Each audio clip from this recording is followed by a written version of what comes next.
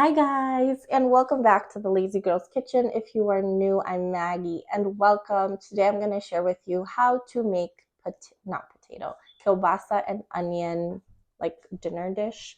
We make it really slow cooked on the stove.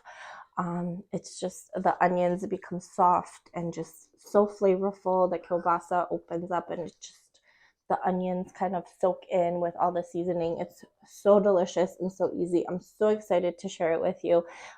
If you are looking for an easy dinner recipe, this is it. And they make amazing leftovers. So I hope you guys enjoy.